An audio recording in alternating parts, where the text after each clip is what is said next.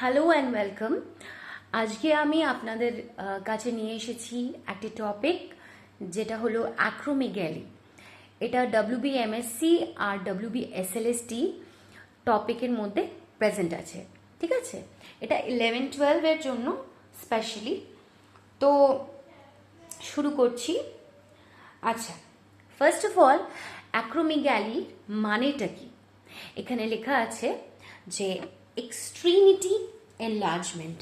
Extremity হচ্ছে, অ্যাক্রো মানে হচ্ছে এক্সট্রিমিটি, আর মেগ্যালি মানে এনলার্জমেন্ট।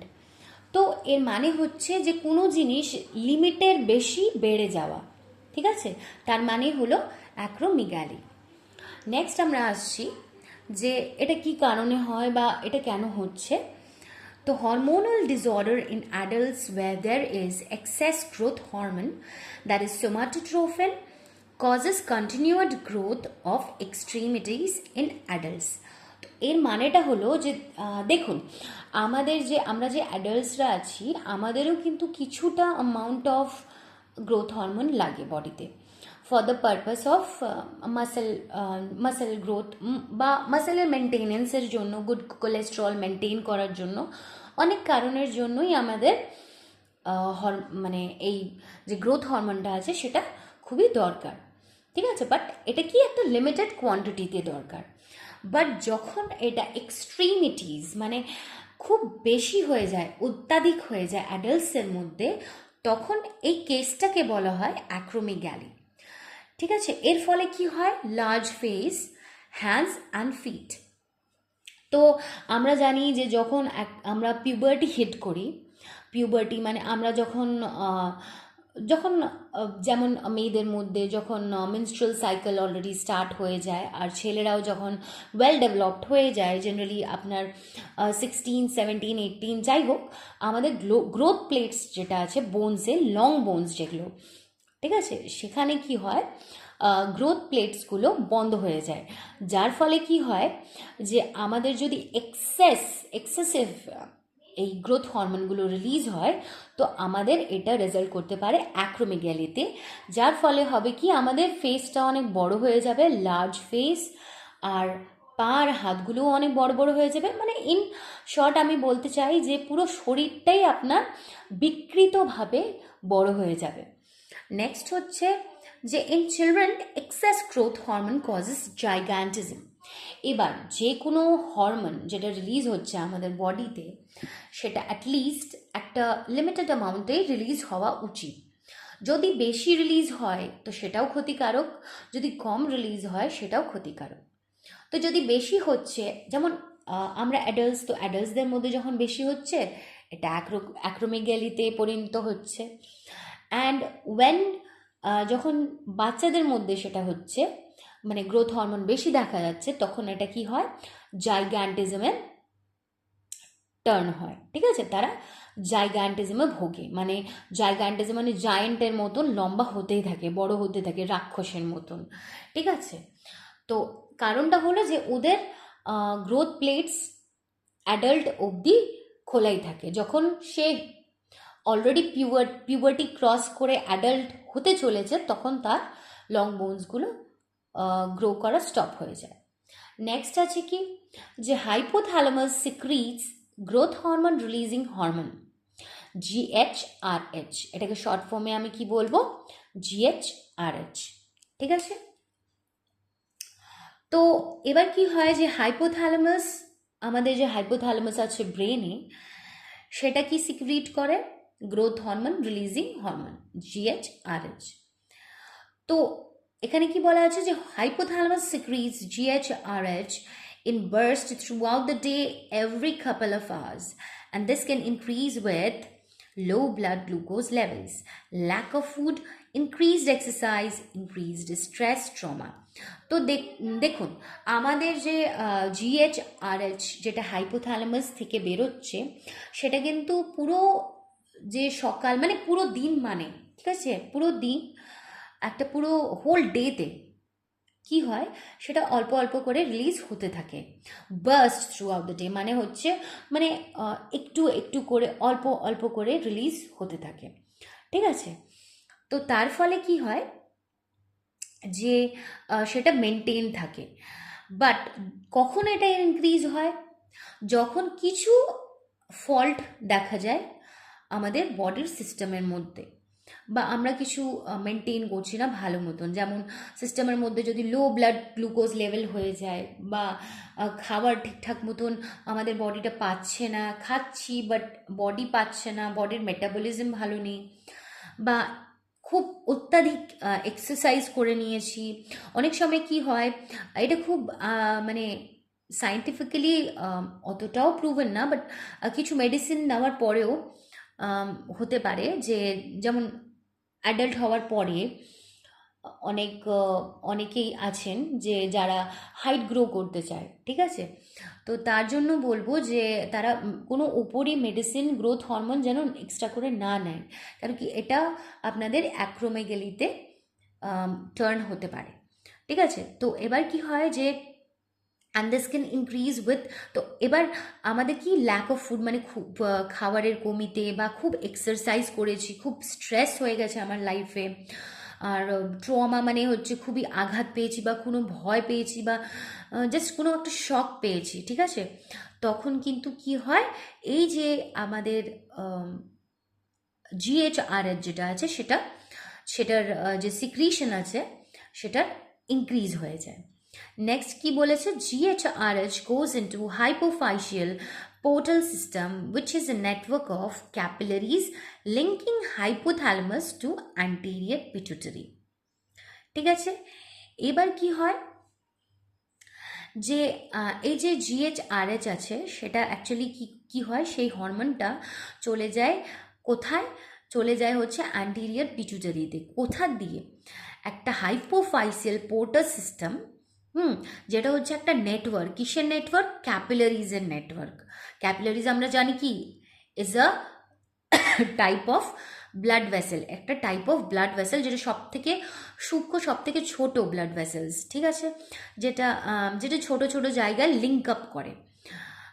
তো এই যে ক্যাপিলারিজ আছে তার, সেই ক্যাপিলারিজটার, সেটা নেটওয়ার্ক অফ ক্যাপিলারিজ, যার নাম হচ্ছে হাইপোফাইসিয়াল পোর্টাল সিস্টেম। তার নামটা কি হলো? হাইপোফাইসিয়াল পোর্টাল সিস্টেম। তো এবার কি হয় যে এবার সে চলে যায় অ্যান্টিরিয়র পিটুইটারিতে। অ্যান্টিরিয়র পিটুইটারি আমরা সবাই জানি which is smaller in size, একটা মটরশুঁটি থেকেও ছোট সাইজের, ঠিক আছে? এবার নেক্সট কি হয়, GHRH binds to a surface protein on somatotrophin cells, ঠিক আছে? পৌঁছে যাওয়ার পরে এবার কি করে, সে একটা প্রোটিনের সঙ্গে বেঁধে যায়, বাইন্ড হয়ে যায় একটা প্রোটিনের সঙ্গে। কোথায়? On somatotroph cells. কোথায় হয়?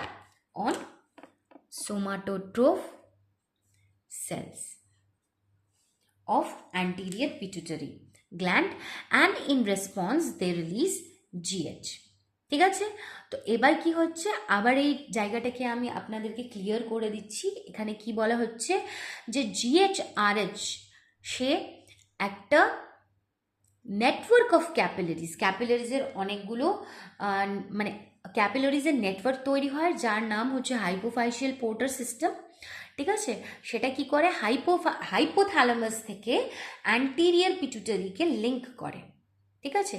তো সে সেখান থেকে হাইপোথ্যালামাস থেকে অ্যান্টিরিয়র পিটুইটারি অবধি পৌঁছিয়ে যায়। সেখানে গিয়েও কি করে, GHRH বাইন্ড করে একটা প্রোটিনের সঙ্গে। তার সে কোথায় প্রোটিন, মানে কোথাকার প্রোটিনের সঙ্গে? সোমাটোট্রোফ সেলস। কোথাকার সোমাটোট্রোফ সেলস? Anterior pituitary. এটা হচ্ছে এপি, মানে এপি গ্ল্যান্ড হচ্ছে আপনার অ্যান্টিরিয়র পিটুইটারি গ্ল্যান্ড। আর এর রেসপন্সে কি হয়, এর রেসপন্সেই কিন্তু গ্রোথ হরমোনটা রিলিজ হয়।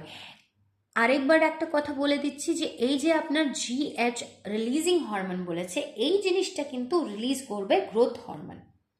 কখন? যখন এ বাইন্ড করবে প্রোটিনের সঙ্গে। কোন প্রোটিন? কোথাকার প্রোটিনের সঙ্গে? সোমাটোট্রোফ সেলস। কোথায় থাকে এই সোমাটোট্রোফ সেল? অ্যান্টিরিয়র পিটুইটারি গ্ল্যান্ডে, ঠিক আছে? নেক্সট হচ্ছে বলছে যে how growth hormone is limited. এবার গ্রোথ হরমোনটা কি করে লিমিট করা যায়, মানে আমাদের বডিতে এক্সেস কেন হয় না, বা গ্রোথ হরমোন সবসময় কেন এক্সেস হয় না, হয়তো অবভিয়াসলি তার জন্যই অ্যাক্রোমেগালি হচ্ছে, বাট সবসময় কেন গ্রোথ হরমোন এক্সেস হয় না, বা সবসময় কেন গ্রোথ হরমোন বেশি হয় না বা কম হয় না, কারণটা কেন, কেন কে এটাকে লিমিট করে রাখে আর কেন? তো এখানে লেখা আছে যে টু মাচ GHRH সিগন্যালস, মানে গ্রোথ হরমোন রিলিজিং হরমোন কি করবে, সিগন্যাল করবে হাইপোথ্যালামাসকে, যে এই তুই থেমে যা, তুই এবার থেমে যা, এবার ব্যাস হয়েছে, আর তোকে কিছু রিলিজ করতে হবে না এখান থেকে, ঠিক আছে? তো too much releasing hormone signals hypothalamus to stop making মোর।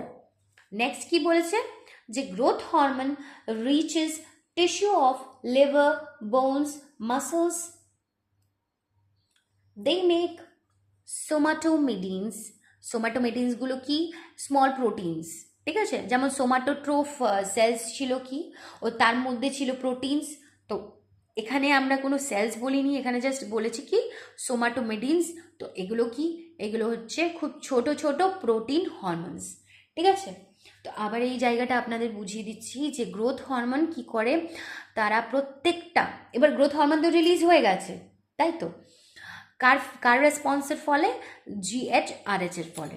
তো গ্রোথ হরমোন যখন রিলিজ হয়ে গেল, কোথায় যাবে এবার গ্রোথ হরমোনটা, সে যাবে টিস্যুতে, কার টিস্যুতে, লিভারের টিস্যুতে, বোনসের টিস্যুতে, মাসেলসের টিস্যুতে। তার মানে কি, যে এই গ্রোথ হরমোন সবাইকেই এফেক্ট করছে, নট অনলি বোনস বাট লিভারকেও করছে, মাসেলসকেও করছে, ঠিক আছে? এবার সেখানে গিয়ে কি করবে, এরা বানাবে হচ্ছে প্রোটিনস, ছোট ছোট প্রোটিন হরমোনস বানাবে, তাকে কি বলবো আমরা, সোমাটোমেডিনস, ঠিক আছে? এবার সোমাটোমেডিন কি করবে, signal anterior pituitary to stop producing growth hormone.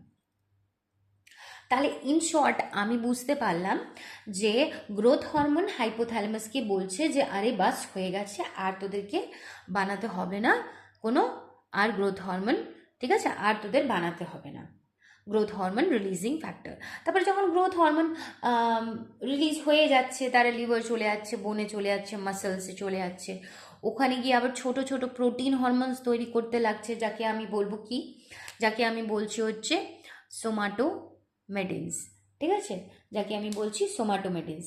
তো এই সোমাটোমেডিনস বানাচ্ছে, ঠিক আছে? তো সোমাটোমেডিনসের কাজটা কি, এই যে ছোট ছোট প্রোটিন হরমোনসগুলো বানালো, এর কাজ হচ্ছে সিগন্যাল দেওয়া, কাকে, অ্যান্টিরিয়র পিটুইটারিকে সিগন্যাল দেওয়া, যে আরে ভাই তুমি ভি বাস করো, এবার থেমে যাও, আর তোমাকে কোনো গ্রোথ হরমোন রিলিজ করতে হবে না, স্টপ ইট নাও, ঠিক আছে? নেক্সট চলে যাচ্ছি আমরা, যে growth hormones and somatomedins together signal hypothalamus to produce somatostatin, another hormone whose role is to signal anterior pituitary to stop producing GH. ঠিক আছে? তো কত রকম ভাবে আমি জিনিসটাকে পড়লাম। আবার কি হয়, যে গ্রোথ হরমোন আছে, এবার গ্রোথ হরমোনও রিলিজ আছে, এবার স্টোমাটোমেডিনসও তৈরি হলো, কোথায় তৈরি হলো, লিভার, বোন, যেগুলো টিস্যু আছে সেই জায়গাগুলোতে তৈরি হলো। এবার এরা দুজন মিলে কি করবে, হাইপোথ্যালামাস দাদাকে বলবে যে আরে বাবা হাইপোথ্যালামাস, তুমি এবার এক কাজ করো, তুমি সোমাস্টোস্ট্যাটিন বানাও, ঠিক আছে? কি বানাও, সোমাস্টোস্ট্যাটিন বানাও, ঠিক আছে? এটা কি আবার আরেকটা হরমোন, এটা কি আরেকটা হরমোন, ঠিক আছে, যে যার রোল হচ্ছে কি, অ্যান্টিরিয়র পিটুইটারিকে বলা যে তুমি আর কোনো গ্রোথ হরমোন রিলিজ করবে না, ঠিক আছে? তো এই জায়গাটাও আমরা বুঝতে পারলাম। নেক্সট চলে আসছি, যে growth hormone effects lots of tissue directly and indirectly through out the body. তো তাই আমি সর্বপ্রথমেই বলে দিয়েছিলাম যে শুধু কিন্তু এটা বাচ্চাদের মধ্যে যে বোনস গ্রোথ করে সেটার জন্যই কিন্তু গ্রোথ হরমোন দরকার নেই বা কার্যকরী নয়, বাট অলসো অ্যাডাল্টসদের মধ্যেও গ্রোথ হরমোন খুবই দরকার বিভিন্ন টিস্যুকে বেনিফিট দেওয়ার জন্য বিভিন্ন ডাইরেকশনে, ঠিক আছে? নেক্সট হচ্ছে এবার কি হয়, যে direct effects occurs in tissue where growth hormone stimulates cellular metabolism and leads to organ growth. ঠিক আছে। এবার কি হয়, এবার ডাইরেক্ট এফেক্ট কি করে হয়, ডাইরেক্ট এফেক্ট কোথায় হয়, টিস্যুর মধ্যে হয় ডাইরেক্ট এফেক্ট। যেখানে গ্রোথ হরমোন মানে স্টিমুলেট করবে, মানে তাকে এক্সাইট করবে, কিসের জন্য, সেলুলার মেটাবলিজমের জন্য, মানে সেলের মেটাবলিজম, মানে সেলকে কাজ করার জন্য, আর অর্গানগুলোর গ্রোথ করার জন্য। মানে সেলের মেটাবলিজম হবে, তারপরে সেল ইনস্ট্রাক্ট করবে এই অর্গান তুই বেড়ে যা। ঠিক আছে। নেক্সট কি হচ্ছে, এবার প্রথমে চলে আসছে কি হয়, liver. In the liver more glucose is released into the blood. ঠিক আছে, ডাইরেক্ট এফেক্ট এটাই হয়, গ্রোথ হরমোন যখন স্টিমুলেট করে সেলুলার মেটাবলিজম, তখন কি হয় যে লিভার, এবার সেলুলার মেটাবলিজম অফ কি, ওই ওই যে টিস্যুগুলো, লিভার সেলস। ঠিক আছে। তো এই লিভারে কি হয় যে বেশি গ্লুকোজ হয়, তখন বেশি মানে গ্রোথ হরমোন যদি স্টিমুলেট করে সেলুলার মেটাবলিজম, তখন কি হবে, অর্গান তো গ্রোথ করবে, মানে অর্গানের মধ্যে গ্লুকোজ রিলিজড হবে, মানে লিভার মোর মানে গ্লুকোজ তৈরি করতে বলবে। In the liver more glucose is released into the blood, তা glucose will be released into the blood, মানে গ্লুকোজ ব্লাডের মধ্যে ছড়িয়ে যাবে এবার বেশি বেশি করে। ঠিক আছে। নেক্সট কি হয়, এবার মাসেলসে কি হয়, in muscles and in the bones osteoblast stimulate. এবার ইস্টোপ্লাস্ট হচ্ছে kind of cells, bone muscles. ঠিক আছে। তো এটাতে সরি বোন সেলস। তো এবার কি হয়, এবার মাসেলসে প্রথমে কি হয়, in muscles body retains nitrogen leading to more muscle growth. এবার গ্রোথ হরমোন রিলিজ হলো বেশি। ঠিক আছে। তো তার ফলে কি হবে, মানে যদি গ্রোথ হরমোন রিলিজ করছে তো কি করছে, কি এফেক্ট করছে মাসেলকে, তো মাসেলকে কি করছে, এখানে কি করবে, নাইট্রোজেন অ্যাকিউমুলেট করতে থাকবে, কে, মাসেল। তো যার ফলে কি হবে, মাসেলেরও গ্রোথ হবে। তার মানে কি, যে মেন মুদ্রা হলো, মেন ফ্যাক্টর হলো এখানে অর্গানের গ্রোথটা। ঠিক আছে। তো অর্গানের গ্রোথ হলো কি করে, লিভার গ্রো করলো, বা তার সাথে সাথে লিভার শুধু গ্রো করবে না, ঠিক আছে, লিভারের গ্রোথ থেকে বেশি এফেক্ট করবে যে ওখানে গ্লুকোজ তৈরি হবে বেশি করে ব্লাডে ছড়িয়ে যাওয়ার জন্য, ব্লাডে রিলিজড হওয়ার জন্য। নেক্সট হচ্ছে এবার মাসেল কি করবে, ও এবার নাইট্রোজেন অ্যাকিউমুলেট করতে থাকবে, যার ফলে মাসেলগুলোও বেড়ে যাবে। এবার কি হবে, বোনসের মধ্যে যে স্টোপ্লাস্ট থাকে সে স্টিমুলেট হবে, কজিং বোনস টু থিকেন। এবার অবভিয়াসলি বোনের সেলসগুলো যখন মোটা মোটা হবে তো অবভিয়াসলি বোনসগুলোও তো বাড়বে। তো another one is to increase insulin. এবার আরেকটা ফ্যাক্টর যেটা খুবই গ্রোথ হরমোনের এফেক্টে হয় সেটা হচ্ছে কি, যে increase insulin resistance making harder for cells to take in glucose. ঠিক আছে। এটা কখন হয়, এটা ডাইরেক্ট এফেক্ট হচ্ছে যখন গ্রোথ হরমোন বেশি রিলিজ হয়ে যাচ্ছে। ঠিক আছে। এগুলো সব হচ্ছে।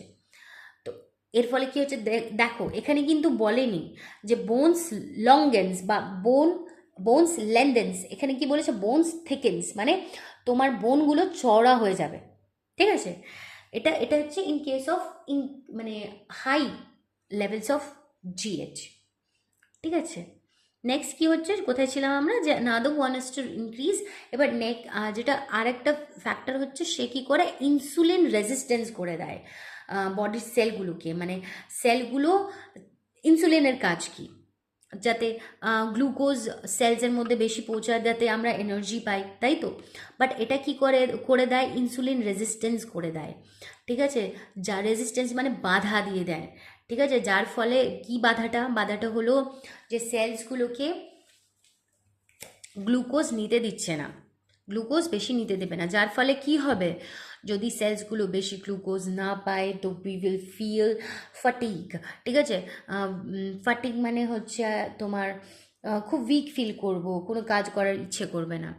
Next, causing increase in blood insulin levels as it is similar to person suffering from diabetes, so it's known as ডায়াবেটোজেনিক। তার মানে কি, যদি গ্রোথ হরমোনও বেশি হয় তখনও কিন্তু একটা পার্সন সাফার করতে পারে ডায়াবেটিসের সঙ্গে, আর তাই জন্য সেই পার্সনটাকে আমরা বলবো he is suffering from diabetes, তাই জন্য সে ডায়াবেটোজেনিক। ঠিক আছে। তাই জন্য সে কি, ডায়াবেটোজেনিক। Got it. তো এবার কি হয়, যখন সেলস বেশি গ্লুকোজ নিতে পারছে না, কার কারণে নিতে পারছে না সেলসগুলো বডি গ্লুকোজ, ইনসুলিন রেজিস্ট্যান্স হয়ে গেছে গ্রোথ হরমোনের বেশি রিলিজ হওয়ার জন্য। ঠিক আছে। তো সেটা হার্ডার হয়ে যায়। নেক্সট কি হয় যে যদি সেল না নিতে পারে তো গ্লুকোজ তো প্রেজেন্ট আছে, গ্লুকোজকে তো কোথাও না কোথাও যেতে হবে, তো ব্লাডে গ্লুকোজ বেড়ে যায়, যার ফলে ব্লাডটা খুব কী হয়, মিষ্টি মিষ্টি হয়ে যায়। Glucose means what, sugar, a form of sugar. তো তাই জন্য that person will suffer from diabetes and the person will be ডায়াবেটোজেনিক।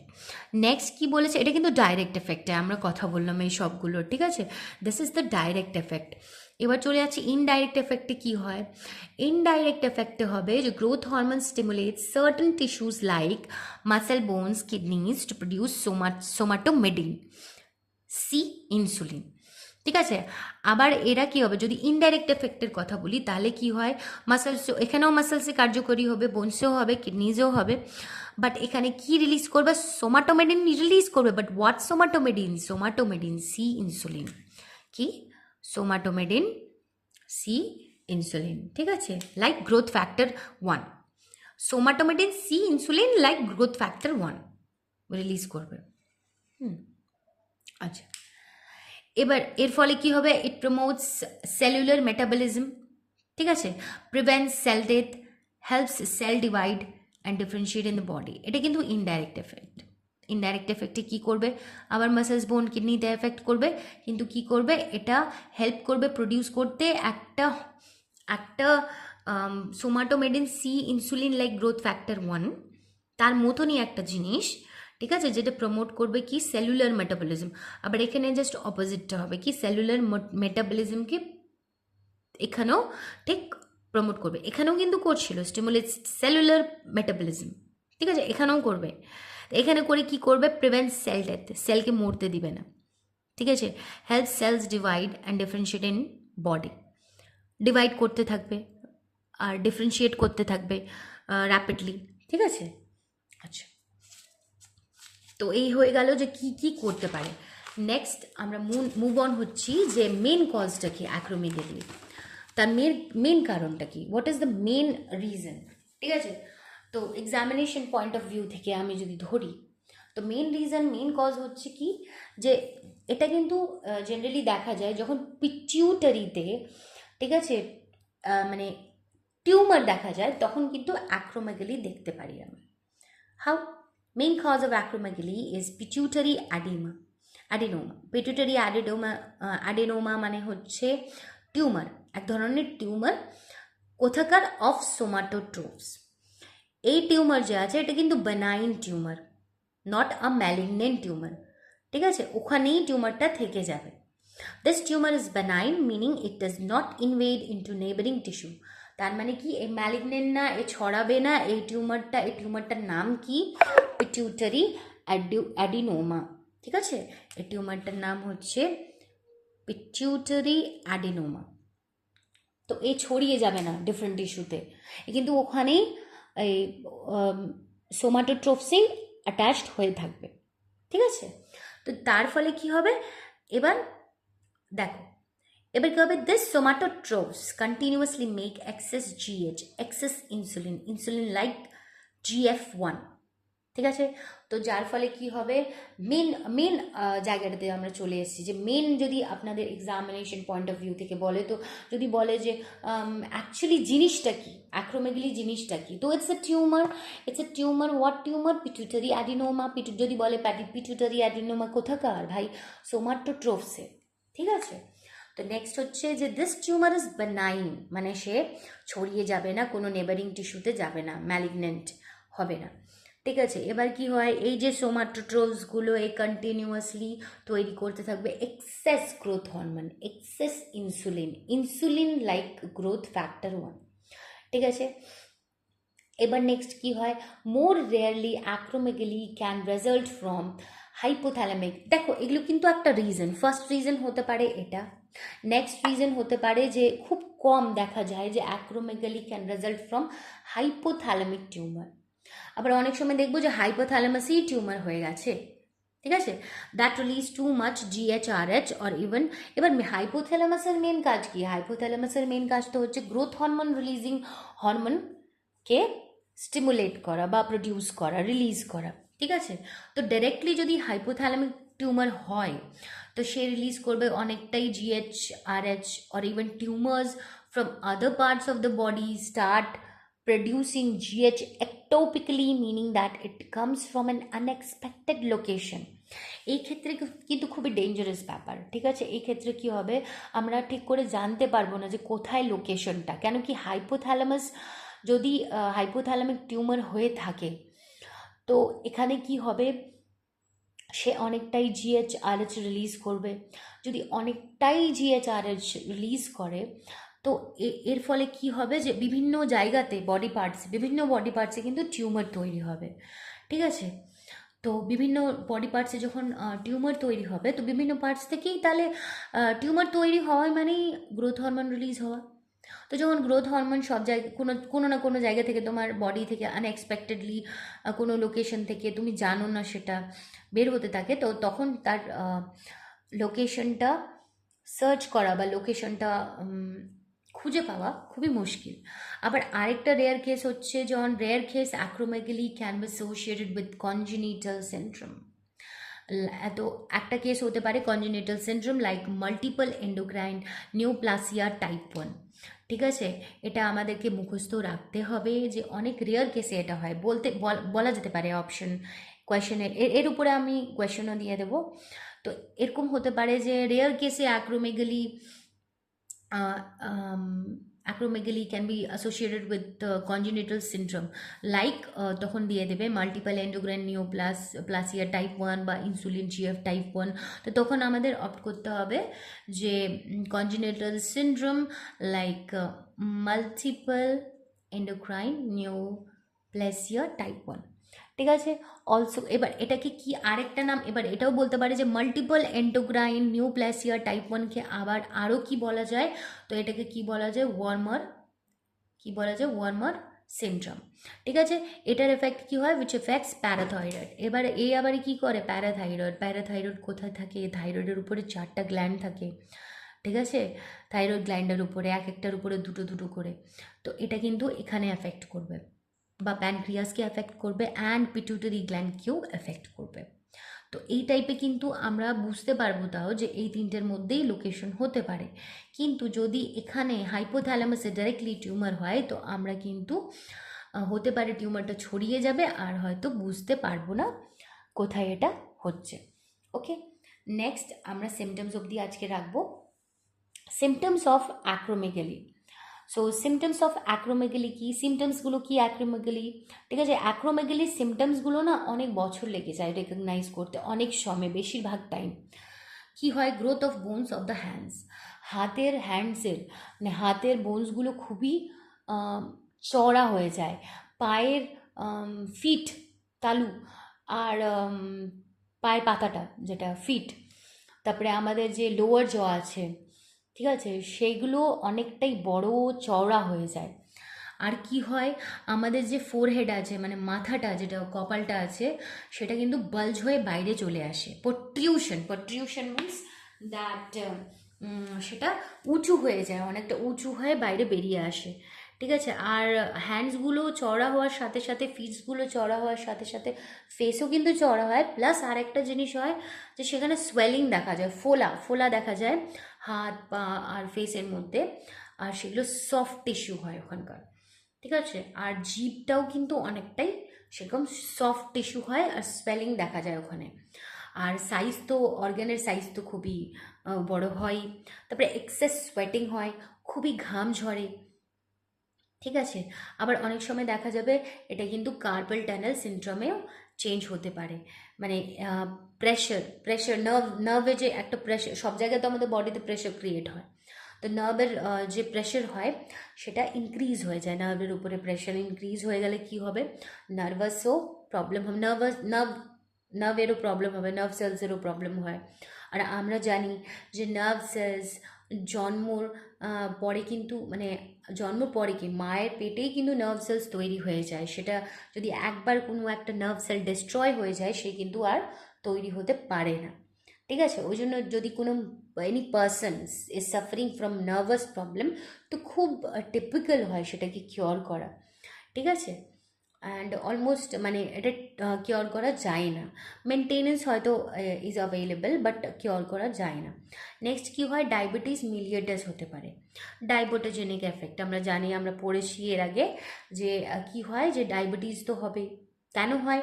কেন কি গ্লুকোজটা সেল নিতে পারে না, কেন কি ইনসুলিন রেজিস্ট্যান্স হয়ে যায় তার মধ্যে, আর তার বদলে কি হয়, ব্লাডের মধ্যে গ্লুকোজ রিলিজ হয়ে যায়, তো ডায়াবেটোজেনিক হয়ে যায়। কনজেস্টিভ হার্ট ফেলিয়ার কেন? কেন কি আমরা কি জানি যে অর্গানসগুলো বড় হতে থাকে, তো অবভিয়াসলি হার্টও বড় হয়ে যাবে। যদি হার্ট বড় হয়ে যায়, ঠিক আছে, তো কি হবে, কনজেস্টিভ হার্ট ফেলিয়ার হওয়ার চান্সেস আছে। যেরকম আজকাল আমরা খুব দেখতে পাচ্ছি যে জিমে যারা ওয়ার্কআউট করছে তারা বেশিরভাগই আমরা দেখতে পাচ্ছি যে ওয়ার্কআউট করতে করতে তারা তাদের হার্ট অ্যাটাক চলে আসছে। তো মানে খুব মানে একটা রিসার্চে দেখা গিয়েছে যে হার্টের যে হার্টটা আছে তার কিছুটা পোর্শন এনলার্জ হয়ে যায়, বড় হয়ে যায়, যার ফলে তারও হার্ট ফেলিয়ার হওয়ার সম্ভাবনা বেড়ে যায়। নেক্সট হচ্ছে কি, গ্যাস্ট্রোইন্টেস্টাইনাল ক্যান্সার হয়, কোলন পলিপস হয়।